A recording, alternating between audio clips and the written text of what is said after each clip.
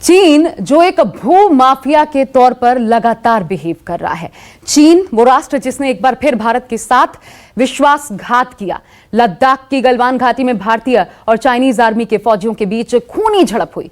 इस झड़प में भारतीय सेना के एक ऑफिसर और 2 जवानों के शहीद होने की खबर सामने आई। शाम होते होते पता चला कि हमने अपने 20 जवान गंवा दिए हैं। इसमें चीन के भी कुछ फौजियों के मारे जाने की खबर है। कुल मिलाकर के 43 ऐसे फौजी बताए गए हैं, लेकिन चाइना की तरफ से आपको बता दें अभी तक ये पुष्टि नहीं की गई। अपुष्ट खबर है कि 43 फौजियों को क्षति पहुंची है। सोमवार रात दरअसल गलवान में हुई हिंसक झड़प के बाद कल दिन भर दिल्ली में मीटिंग पर मीटिंग्स होती रही। इसमें रक्षा मंत्री, विदेश मंत्री, चीफ ऑफ डिफेंस स्टाफ, सेना के तीनों अंगों के प्रमुख शामिल हुए। बाद में पूरे हालात की प्रधानमंत्री नरेंद्र मोदी को जानकारी दी गई। फिर इस विश्वासघाती चीन का इलाज क्या है, सीसीएस से बैठक भी हो चुकी है। प्रधानमंत्री अमित शाह के साथ एक बैठक भी कर चुके हैं और इलाज ढूंढने की कोशिश की जा रही है। लेकिन इलाज है क्या? आज डेवलपमेंट्स आएंगे सामने। देखिए हमारी ये खास रिपोर्ट।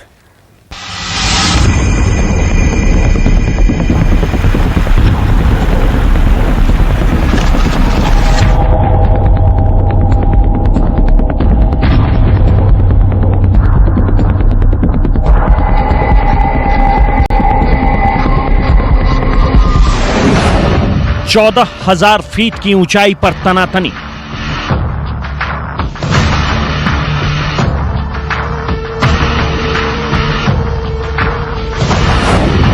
हिमालय घाटी में गरजती गलवान नदी।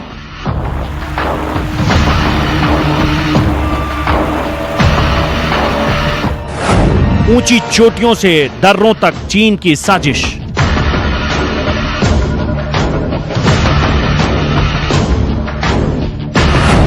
पैंतालीस साल बाद चीनी सरहद पर खूनी संग्राम।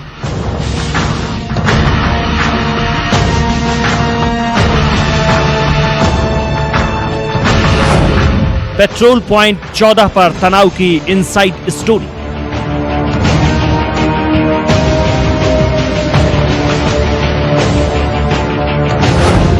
गलवान घाटी में चीन का विश्वासघात।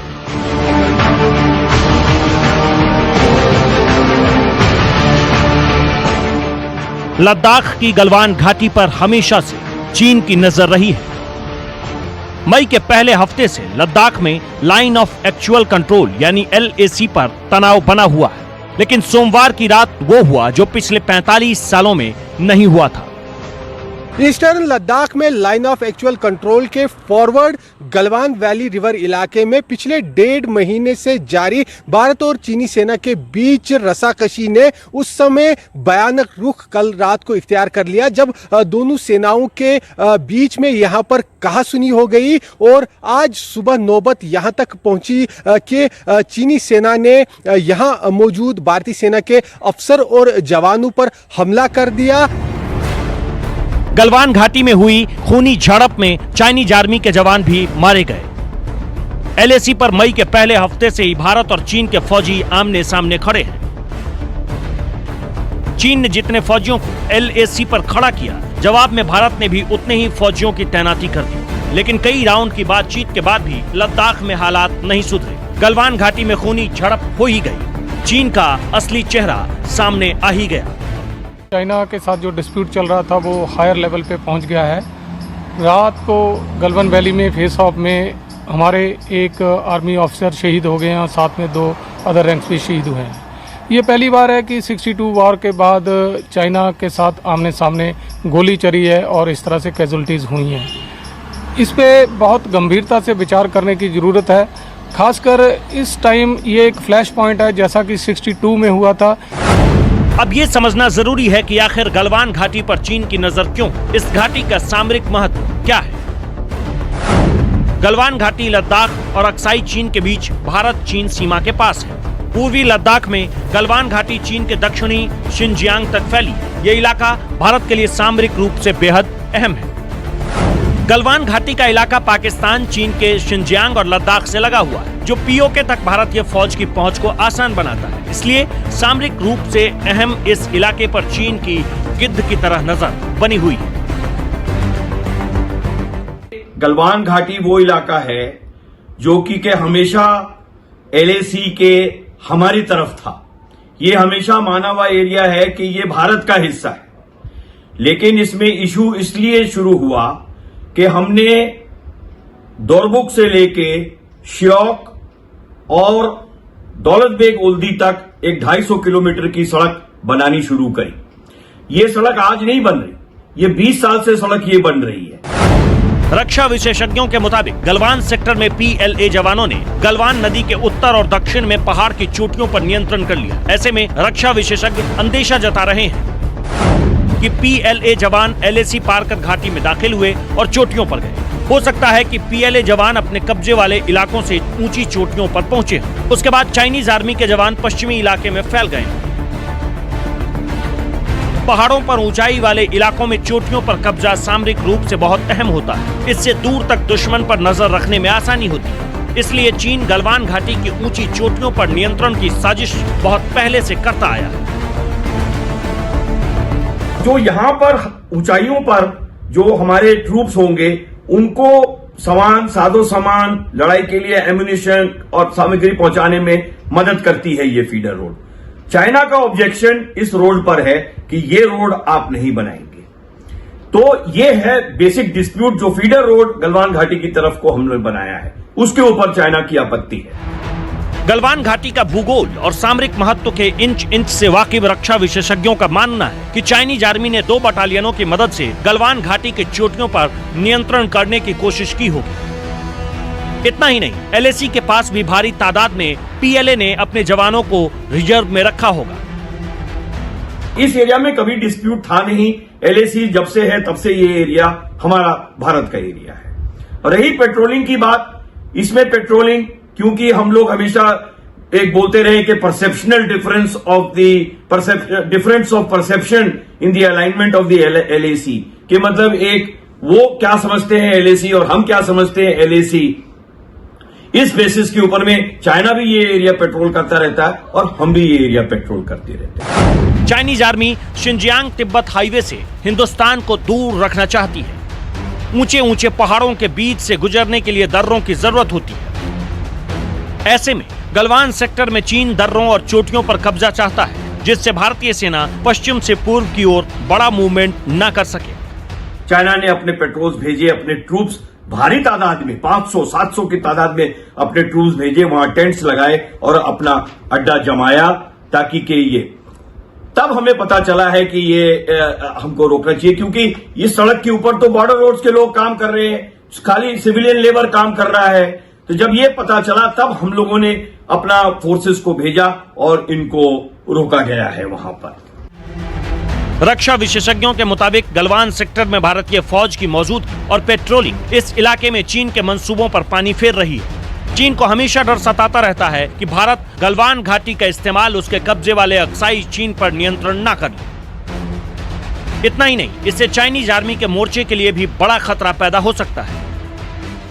मन को बहुत दुख लगता है जब भी हमारे ऑफिशियल या डिप्लोमेट्स को मिसहैंडल किया जाता है, या इस केस में जैसे खूब ताड़ना दी गई है, पिटाई की गई है, तो खून तो हर एक का खोलता है, हर हिंदुस्तानी का खोलेगा कि क्यों ये हो रहा। गलवान घाटी इलाके में LAC श्योक नदी के पास से होकर गुजरती है। हाल में बने दरबुक श्योक गांव दौलत बेग ओल्डी सड़क LAC के साथ साथ चलती है। सरहदी इलाकों में भारत लगातार सड़क और दूसरे निर्माण कार्य कर रहा है, चाहे वो लद्दाख की गलवान घाटी हो या फिंगर एरिया या फिर पैंगोंग झील का इलाका। बौखलाए चीन का ब्लड प्रेशर बढ़ा हुआ है। श्रीनगर से आसिफ सुहाफ और दिल्ली से मनीष कुमार के साथ संजीव त्रिवेदी, न्यूज़ 24। तो आपने रिपोर्ट देखी और साफ तौर पर एक ही बात समझ आती है, वो ये कि चीन इस वक्त हिमाकत कर रहा है, चीन भू माफिया के तौर पर एक्ट कर रहा है और इसलिए भारतीय सरजमी को हड़पने की ये कोशिश है, जिसका नतीजा ये हुआ कि टकराहट हुई और इस हिंसा में जिस तरीके से चीन ने खंजर भोंका, भारतीय सैनिकों के 20 सैनिक कुल मिलाकर के हमने अपने गंवा दिए। मेरे साथ इस वक्त एक और गेस्ट जुड़ चुके हैं, रिटायर्ड कर्नल शिवदान सिंह जी, साथ ही रिटायर्ड कर्नल US राठौर साहब लगातार बने हुए हैं, रिटायर्ड कर्नल तेज टिक्कू लगातार बने हुए हैं। शिवदान सिंह जी, नए सिरे से अब मैं इस चर्चा का आगाज कर रही हूं और सर, सबसे पहले आपसे ये जानना चाहती हूं, अब आप क्या पोजीशन देख रहे हैं? कल लगातार सुबह 7:30 बजे से लेकर के चाइना के साथ हम बातचीत करते रहे। चाइना ये बहस चाहता था, बातचीत चाहता था, तब हम बातचीत करते रहे। इधर भारत में लगातार मीटिंग्स होती रही, सीसीएस की भी मीटिंग हुई, प्रधानमंत्री ने भी बैठक की अमित शाह के साथ। अभी हालिया पोजीशन आप क्या ट्रेस कर पा रहे हैं भारत की? देखिए, जैसा कि खबरें मिल रही हैं, अमेरिका ने भी चिंता जताई है और यूएनओ ने भी इसमें नोटिस लिया है। यदि चीन से अभी बात करनी है तो इन महाशक्तियों को हमें कॉन्फिडेंस में लेना चाहिए और हमें अश्योरेंस मिलना चाहिए कहीं से कि चीन दोबारा ऐसी हरकत नहीं करेगा, और ऐसी हरकत करेगा तो चीन के विरुद्ध कड़े कदम उठाए जाने चाहिए। और ये मैटर यदि यूएनओ में भी जाए तो यूएनओ में जाने में कोई बुराई नहीं है, क्योंकि चाइना हमारे टेरिटरी को जबरदस्ती ऑक्युपाई करने की कोशिश कर रहा है। और जैसा कि तनाव वहां बना हुआ है, इसके हिसाब से मैं सोचता हूं कि चाइना को इस वक्त पूरा जवाब देना चाहिए हमारी सेनाओं को, जिसका हमारी सेना जवाब दे रही है। जवाब देना ये नहीं कि सीधा अटैक किया जाए, जवाब देना यही है कि इस तरह की घटना जो हुई है सोमवार की रात को, इस तरह की घटना को दोबारा ना हो, इसके लिए चाइनीज के सैनिक से डील करना। क्योंकि ये सब, जब ये इस तरह की घटना जो हाथापाई होती है, जैसा भी हुआ है, ये जब होता है कि जब बॉर्डर एरियाज में दोनों साइड की सेनाएं आकर के आमने सामने बातचीत शुरू कर देती हैं, तो उस लेवल पर अभी हमें इनके साथ केयरफुल रहना है, एक डिस्टेंस के साथ बात करनी है और पूरा प्रिकॉशन लेके बात करनी है और अपना टफ स्टैंड उनको दिखाना है। लेकिन तेज टिक्कू साहब जो कह रहे हैं शिवदान सिंह जी कि हमें एक एश्योरेंस चाहिए इस वक्त, क्या दुनिया इस वक्त हमें वो एश्योरेंस दे सकती है? ये एश्योरेंस हमें किससे चाहिए? और दूसरा ये, क्या यूएन में जाना एक रास्ता भारत के लिए हो सकता है इस वक्त? नहीं, मैं इस बात को नहीं मानता। इससे मैं सहमत नहीं हूं कि इंडिया को यूनाइटेड नेशन जाना चाहिए या किसी दूसरे देश की सहायता लेनी चाहिए। ये चाइना तो वैसे भी किसी की बात मानता नहीं है और हमारा तजुर्बा यूनाइटेड नेशन से बहुत बुरा रहा है, और वो थर्ड पार्टी आने से मामला और बिगड़ जाता है, क्योंकि यूनाइटेड नेशंस के पास इतनी ताकत ही नहीं है कि वो अपने रेजोल्यूशंस को इम्प्लीमेंट करे। अगर वो कुछ रेजोल्यूशन पास भी करता है तो मैं आपको एक चीज बताना चाहता हूं। देखिए, लाइन ऑफ एक्चुअल कंट्रोल का जो हमारे जहन में एक शक्ल बनी हुई है, वो पूरा नक्शा बदली हो गया अभी। जैसे इंडिया और पाकिस्तान के बीच में लाइन ऑफ कंट्रोल है, अब लाइन ऑफ एक्चुअल कंट्रोल यही लाइन ऑफ कंट्रोल बनेगी। और जो पुराना समय था कि हम पीछे बैठते थे और हम सिर्फ पेट्रोलिंग करते थे, जैसे अब पाकिस्तान के साथ हमारा लाइन ऑफ कंट्रोल है, eyeball to eyeball confrontation posture में है, वैसे ही होगा अभी चाइना के साथ। क्योंकि जो भी जगह आप खाली छोड़ेंगे चाइना उधर घुस जाएगा।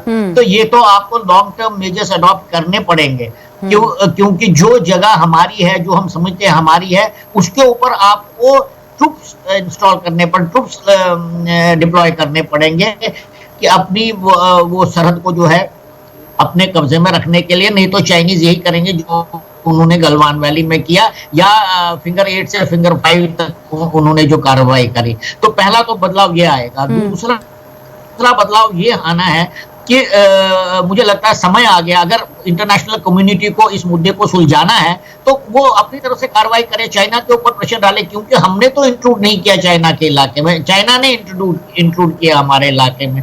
हम जो इंफ्रास्ट्रक्चर डेवलप कर रहे हैं वो हम उस इलाके में कर रहे हैं जो पिछले 70 साल से हमारे पास है, और जो हमारा परसेप्शन है, अब परसेप्शन वो कह रहे हैं कि भाई ये 3480 kilometre line of actual control को हम नहीं मानते हैं, हम तो सिर्फ 2000 किलोमीटर मानते हैं। तो इस विषय पे बातचीत होनी चाहिए, लेकिन वो अपना कोई प्रपोजल दे नहीं रहे हैं।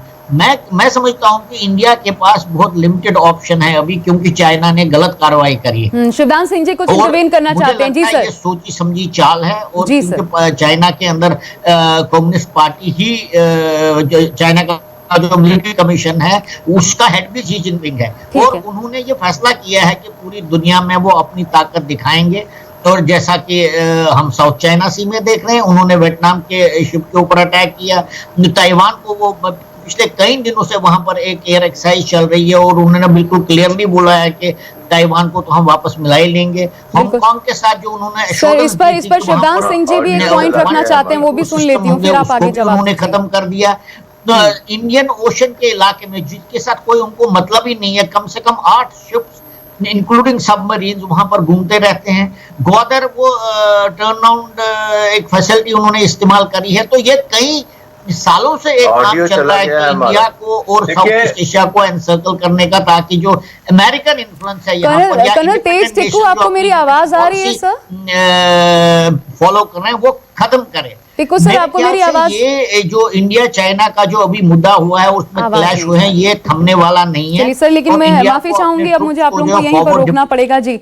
तो समाधान यही है।